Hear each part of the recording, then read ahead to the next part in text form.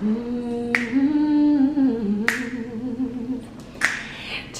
me to the alley. Take me to the afflicted ones. Take me to the ones who somehow lost their way. And let them say, I am your friend. Come to my table, rest in my pardon. You'll have no fun. Take me to the alley. Take me to the afflicted ones. Take me to the ones who somehow lost their way. Let me hear them say, I am your friend. Come to my table, rest here in my garden. Oh, you will have my pardon. Yo, what it is, gang? I say, yo, what it is, gang? It's KK on the check-in for KKs Corner. Hold on, one more time, just cause we laugh. I say, yo, what it is, gang? It's KK on the check-in for KKs Corner. What's up, Chicago? What's up, Atlanta? What's up, Miami? What's up, Florida? What's up, Boston? What's up to everybody tuned in right now to KK's Corner? Got my boy with me today, man. I ain't even gonna introduce him, man. I'm gonna let Gang introduce himself. Hello, everybody. I'm Taylonel Lancaster, a graduate student at Harvard Divinity School. I would say rising thought leader, faith leader, meeting at the intersection of Christianity and community, and one who loves humanity. So just glad to be here with you, KK. You know, you've already had some incredible guests, so just glad to be upon the reservoir of those that you've already brought in. I'm sure we're going to have a meaningful conversation today. Facts. You already know the vibes, man. Hey, bro, go ahead and tell everybody on Instagram and how they can tune in with you. Listen, tune in with me at Taylonel, Taylonel on Instagram. If it is that you want to tune in with me on other platforms, Twitter, Taylonel Lancaster, TaylonLancaster, and then as well as on Facebook, Taylonel E. Lancaster as well, if you want to tune in on Facebook. Tap in with my boy, man. So look, let's just dive right in. So you from Florida, right? Born and raised? Yeah, Florida boy, born and raised by way of Dallas, Texas. 8th grade, I moved to Dallas, but I grew up in Polk County, Florida, right outside of Tampa. So, man, small town. I'm sure you've never heard of it, Bartow, Florida. Nah, I've been to Florida a couple times, but I ain't been there. But let me ask you something, bro. So you went to Dallas in 8th grade. So do you really claim Florida or Dallas? Like, where do you feel like you got most of like your character from? I would say most of it comes from Florida. Okay. But I operate with a sense of dualism, if you would, coming from Dallas and Florida. I kind of have both of those cultures kind of intertwined into my being. Okay. But I claim Florida as home, though, for sure. You say Florida home for sure? Florida home for sure. So let me ask you, bro, what's your favorite memory growing up in Florida? Like, how was your life growing up in Florida? Favorite memory? Honestly, so I grew up, once again, not per se sheltered, but I would say I grew up with somewhat of a safe haven. My grandparents, who have been married 55 plus years, were a role model and exemplar for me. And even whenever it is that I came alone, they were in retirement stage. So whenever it is my mom wasn't there, she's doing it by herself as a single parent mother. She was the one that was kind of, my grandparents were the ones who were filling the void on both sides. My grandparents on my dad's side and my mom's side. So I appreciate both of them. But I would say one of my favorite childhood memories would have to have been playing the drums and being one of those people that was always kind of involved. Like I was always one of those kids that was like, oh, if I wasn't at football practice, you know what I'm saying? I was at the drums at somebody's church. I'm at the drums at somebody's church. I'm at a funeral home. So I was always trying to figure out ways to be creative and you know, exercise my right to be in whatever space that was. I never envisioned life to be linear. So I always found a way to kind of maneuver throughout multiple spaces. So I would say definitely growing up, you know, in Bartow, Florida, it wasn't much to do. So having those childhood friends, you know, those friends that I grew up with that were musicians, you know, we were always in church. So I would appreciate, you know, those times as a kid that I kind of very much so took for granted, where I was able to really develop not only as a leader, but at developing God in a real sense. Growing up in Florida. Bro, that's what's up, though. That's what's up. I've been to Orlando, Florida. I've been to Miami, Florida. I've been to Kissimmee, Florida. It ain't too far from me, but you ain't never been to Bartow. Nah, I ain't never been, bro. I gotta go check it out, though. I like traveling, though. I gotta go check it out. Like, I feel like traveling be lit. It's our county, Polk County. Okay. So Polk County, you know, you got Lakeland, you got Winter Haven. Is it like the suburbs, that ghetto? What is it? I would say it's a mixture between the suburbs and, you know, urban, as you say, urban ghetto. Yeah. But yeah, I would definitely say mainly suburban area. Okay, that's what's up, for sure. That's what's up. So let me ask you, you done went to Clark and you went to Harvard. Yeah. So growing up, have you always wanted to go to a HBCU?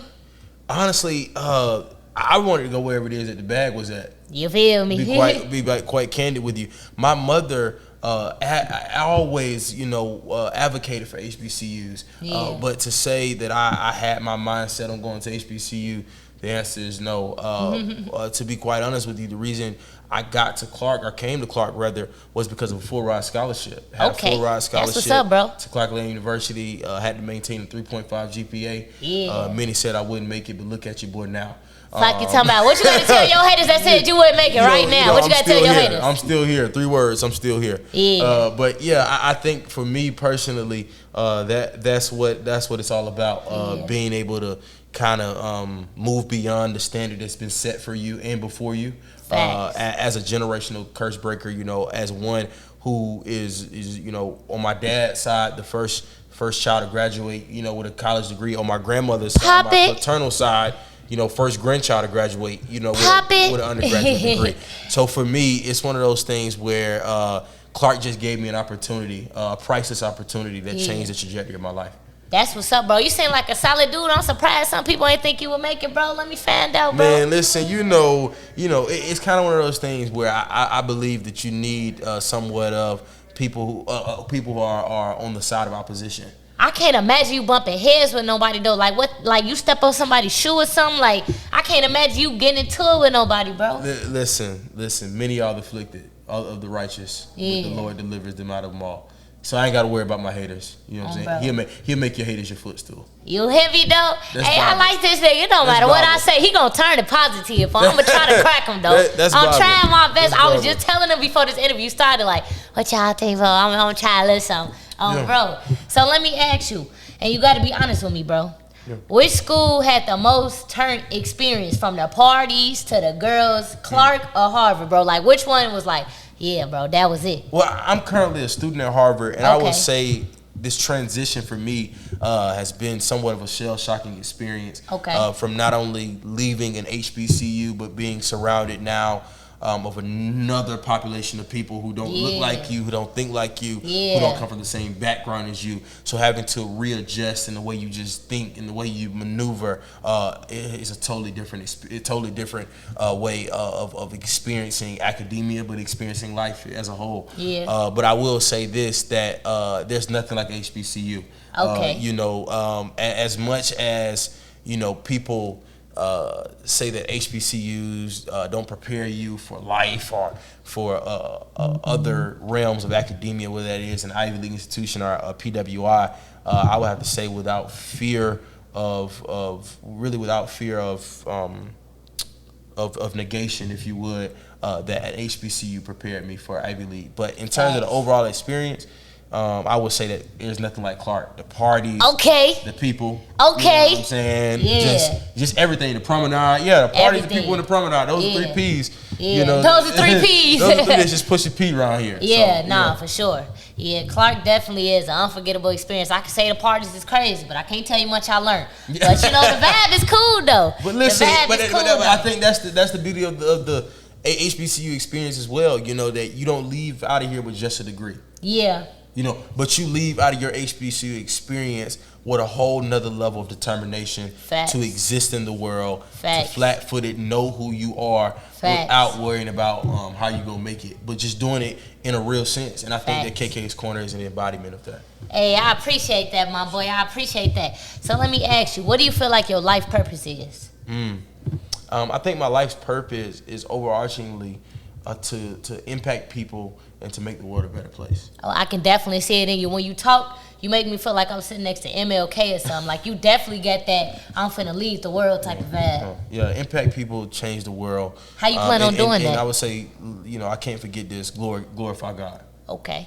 Yeah, impact people, change the world, glorify God. For sure. You got a plan on how you plan on doing that, or you just living it, taking it day by day? No, I think that for me, it's a holistic conversation. Okay.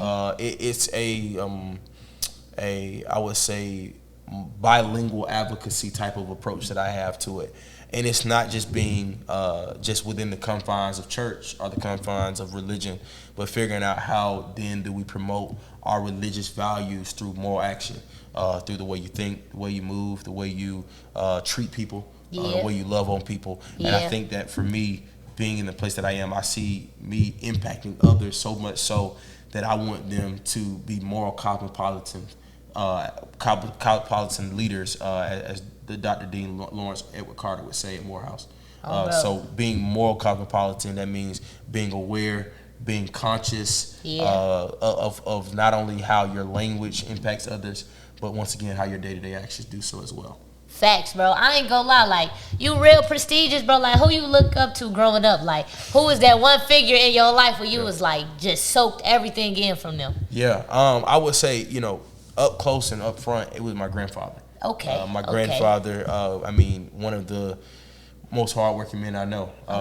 Grew up literally with no parents. Had to just grab himself up by his own bootstraps for real. Literally worked at a phosphate mine, raised 4 children. Grandmother never worked, so she was a stay-at-home before there was necessary stay-at-home mom.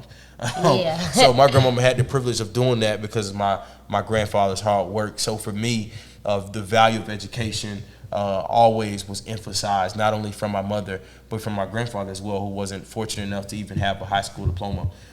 So, for him to now have a grandson at Harvard, doing his thing, I know he proud. That speaks dividends. Yeah, I know he proud. That's what's up for sure. So you said your grandmother had the pleasure of staying at home. So like in the society we live in today, how you feel about that? Do you feel like it should still be like that, where the women just stay at home, take care of the children, cook, clean up, or do you feel like it should be now we both hustling, bringing in money, making bread? Well, listen, in the words of my grandmother, since we bringing in my grandmother, she would say, God bless the child that has his own. So as much as I'm for interdependency on one another within a relationship, I think that it's also important that you value having your own. Because at the end of the day, so many people come to the table with just a seat. With no substance. So I think that a part of being equally yoked, a part of being well-rounded and well-balanced in your life is bringing people to the table who also have something to offer. Maybe not as much. They may come with a half a glass, you may come with a full, but if we can come together and both have 3/4, I think that that's what makes the difference.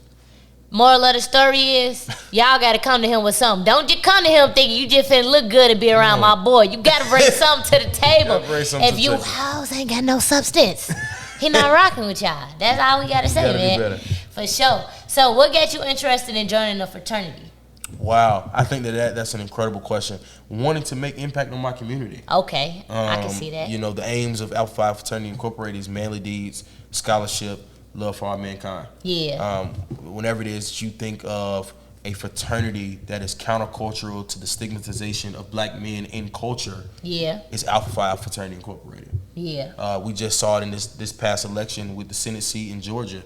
where it is that we put up Raphael Warnock, who's an alpha man, who went up against somewhat of an imbecile and a falsified version of what it is that a black man represents and walks on a day-to-day basis as, and Raphael Warnock embodied what it meant to be an alpha man. So whenever it is you think of manly deeds, we deny this whole idea that chivalry is dead. Yeah. We want to try to be manly examples, manly figures, not only in the household, but in the community as a whole. Whenever it is you think of scholarship, when you think of some people who can put together a sentence, who value education, who works hard to make sure that we understand theories, thoughts, ideas, concepts that are plaguing our community so much so because we either are illiterate to them or either that we don't understand how to address them through policy making and policy reforming, and therefore leaves our community at a detriment. So I think that scholarship is emphasizing that notion, and then love for all mankind. I think that one of the things that we need more than ever is a real deal love. What James Baldwin would call decolonial love. And that type of love that comes with forgiveness, comes with reconciliation, comes with understanding. All right. So how would you explain that to somebody who feel like some things are not forgivable, some things they can't look past, some things that somebody did to them is so hurtful, cut them so deep that they feel like they can't look past that? What would you tell to that person out there? I would say this, that forgiveness. Let me say this: forgiveness is not an instantaneous moment, but it's a ongoing process. Okay. Some people are at the stage where they're literally just trying to forget who did it to them. Yeah. Then you have some people who are at the stage of where they're trying to forget what was done to them. Yeah. So as we process that and we go through that, and those who feel as if there are moments or things that are unforgivable, I would just trust yourself, because at the end of the day, that's baggage that you're carrying on that you really, it ends up hurting you in the long term. So for me personally, I would tell somebody to just once again lean into that process, but remember, most importantly, that forgiving is not about the other person, but forgiving is about you. So if you feel any sense of resentment, any lack of mobility, any sense, I can't go around the family because this person there, that's prohibiting you from having a good time. And I think that, we've lived in a pandemic for almost 3 years. Ain't nobody stopping my fun, stopping my time, stopping my show, stopping me from having a good time. So nah, for real. Yeah. I definitely think that's something that's very important though. Like, y'all gotta learn to forgive and just move forward past it. Cause like he said, it's only holding you back. Yeah, and I think that one of the core principles of being a believer, of being somebody who says that I love God, God loves me, is saying, number one, all have sinned, all have fell short of the glory of God. That's first and foremost. Let's realize that nobody's perfect. We all are imperfect beings, but we serve a perfect God. That's the first thing. The second thing is we have to also realize that we need forgiveness. So there are things that you may have done unintentionally. There are things that you may have done misdirectly. There are things that you may have done and you didn't even feel as if you were being offensive, and you owe that person an apology, but you didn't. But I think that speaks to the majesty of God.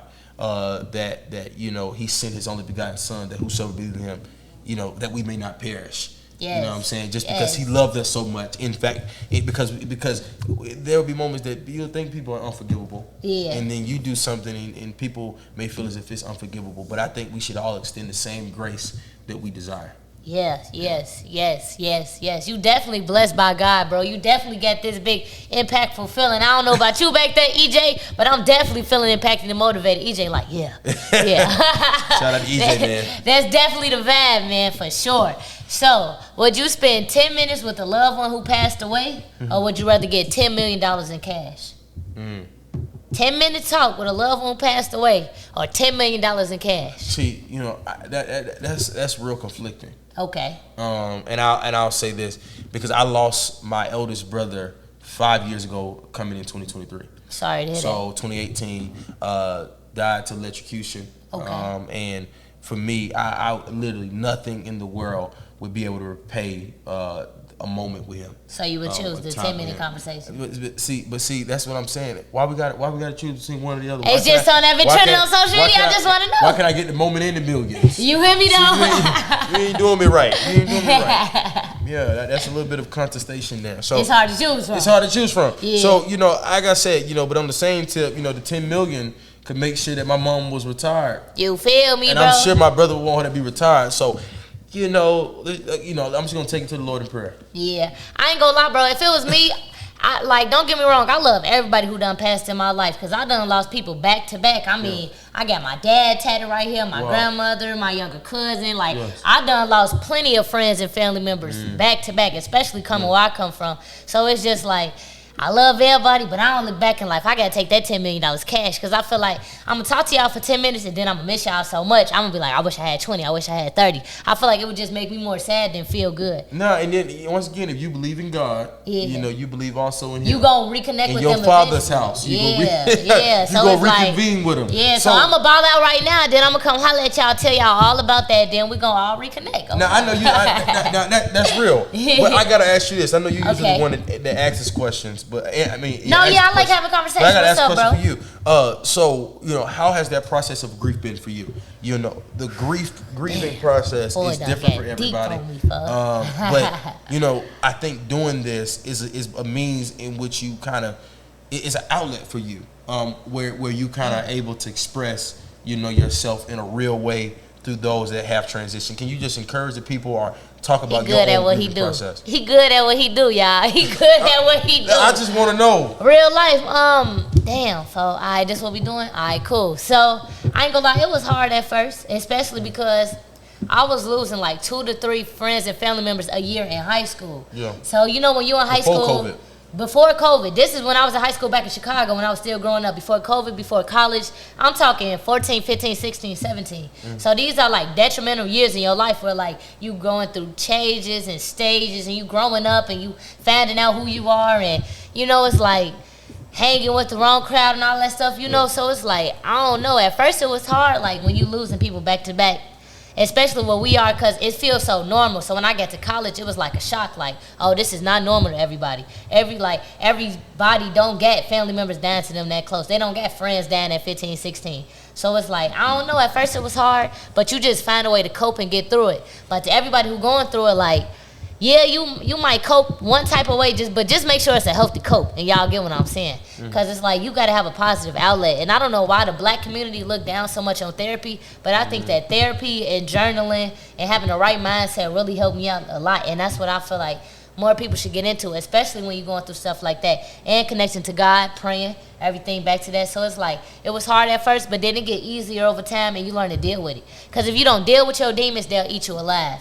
And I done drowned once, but I learned how to swim to the light. And so it's like it ain't no more going down. Like you just gotta learn to cope with it, and you just gotta stay up. And like you said, this is an outlet. You gotta find a passion, whether that's music, writing, art, expression, podcasting, DJing, being a minister, anything. You gotta just find you a passion that make you feel good and just run with it. Cause a lot of life feel bad, so just do what feel good. Yeah, and I will say this too: is grief. It's nothing that you ever get over, but grief is simply something you just have to learn to get through. That part. It's a day-to-day baggage, that you carry with you, those memories, those moments, those times that you want to get those back. Yeah. But I think that more importantly is just always realizing, that it's okay to not be okay. Yeah. And, go through it, ride the wave. Facts, bro. Facts. I ain't gonna lie, this conversation been very impactful, bro.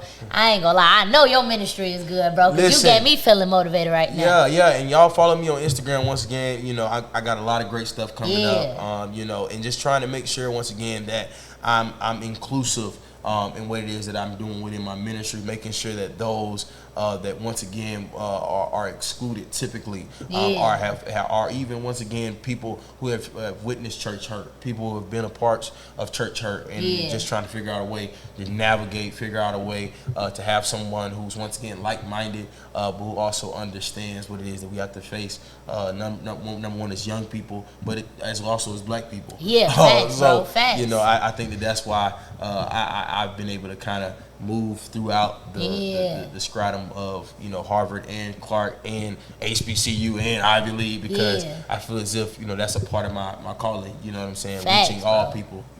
I think you're gonna be the one who get young people more into going back to church, because it seems like when it comes to our generation, like people going to church is kind of like died down. Like everybody still believe in God and pray and stuff like that, but the physical going has kind of died down a little bit. So I definitely think you're gonna be a part of the wave to like bring that back, bro. Just because you can relate to everybody, you can code switch it up and connect to everybody. That's what's up, bro. Yeah, and I think, definitely got to give your flowers for that one, bro. Man, that's what's up. And whenever it is that I have it, have my church or whatnot, I'm gonna have KKs Corner come out. Come on, man. We feeding the multitude on a Saturday. Come on, whatever it is that we trying to do, even if it is, showing our young people how to do stuff like this. Yeah, I would love it. I think that's important. There are a lot of communities that don't have it, don't have people to really show them the way in this way that you're doing. So I would love it, bro. Yeah. I would love it. Last but not least, what do you want to be the most known for? When you die out, what do you want people to remember you for?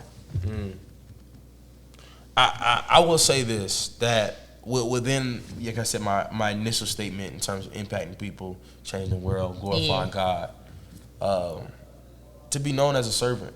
Okay. Person that definitely was a servant, known as a person who changed people's lives. Okay. Whether it is, once again, through deeds, whether it is through words.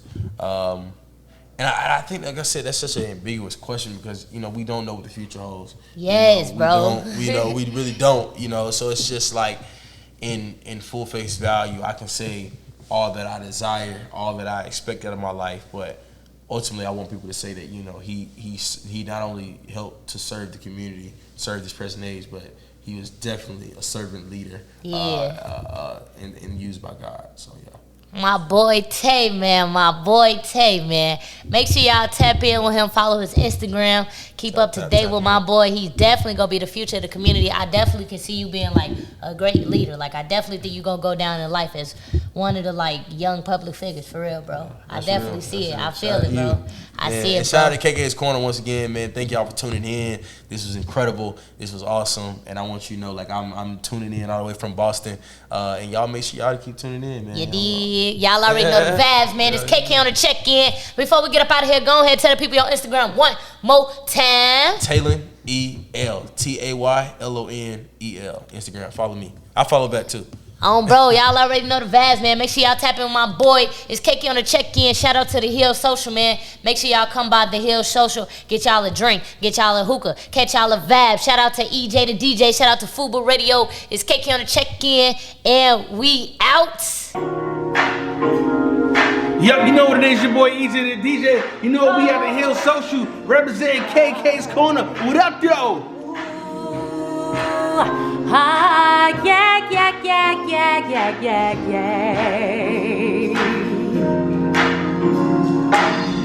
I'm taking my freedom, putting it off the shelf, putting it on my chain, wearing it round my neck. I'm taking my freedom, putting it in my car, wherever I choose to go.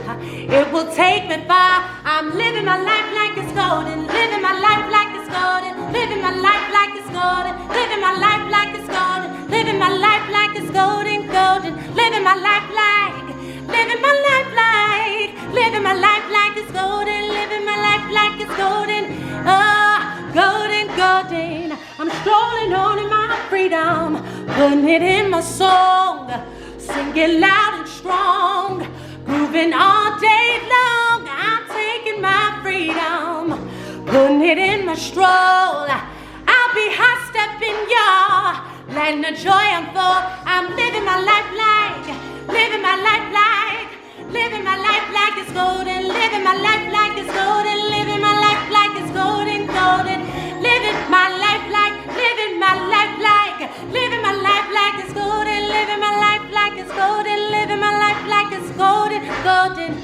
my life like it's golden, golden, golden, golden, golden, golden, living my life like it's golden, golden, golden, golden, golden, golden. Thank y'all. Follow me on all social media platforms at Christian E Money on IG. Love y'all. Keep living your life like it's golden.